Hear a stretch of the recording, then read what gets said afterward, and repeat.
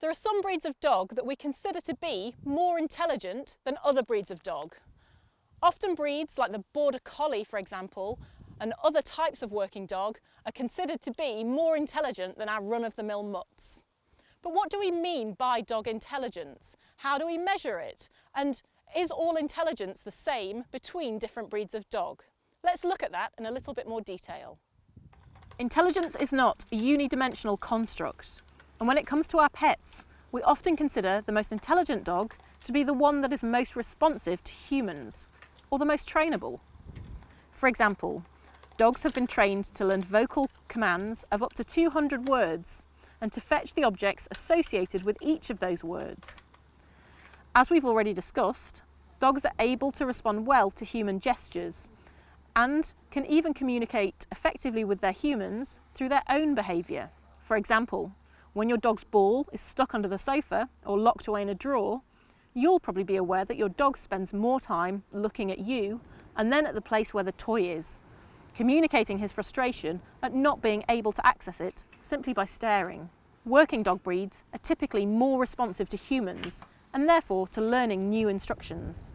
We've selected these breeds specifically for these traits, and that's why these breeds are usually well represented in obedience and agility trials.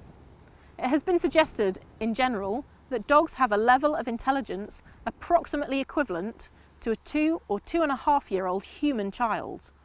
When we consider this, we can see why our dogs may become easily frustrated or destructive if not well exercised and mentally stimulated. However, intelligence isn't just limited to the dogs that we've bred. It's been suggested that stray or street dogs are often incredibly intelligent. After all, they've had to make decisions every day about how to find food, avoid traffic and other hazards, and how to interact with people and other dogs in their changing environment. Street dogs in Moscow, for example, experience strong selective pressure.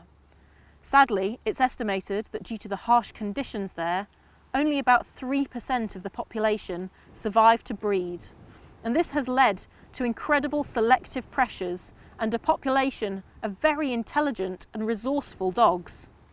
Known as beggar dogs or metro dogs, they are reported to ride the subway each day to beg from commuters, learning to get on and off the trains at the right stops and keeping mental maps of which other dogs patrol which stations and train lines in order to avoid begging in another dog's area and therefore risking conflict. The high intelligence levels of dogs have allowed them to fulfill a diversity of roles in human society, from hunting and companionship through to therapy and assistance dogs.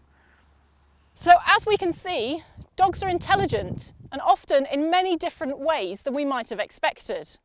So the next time you're sitting with your dog at home or you're trying to engage them in a training session, have a think about who's learning from who and exactly what you're trying to teach your dog.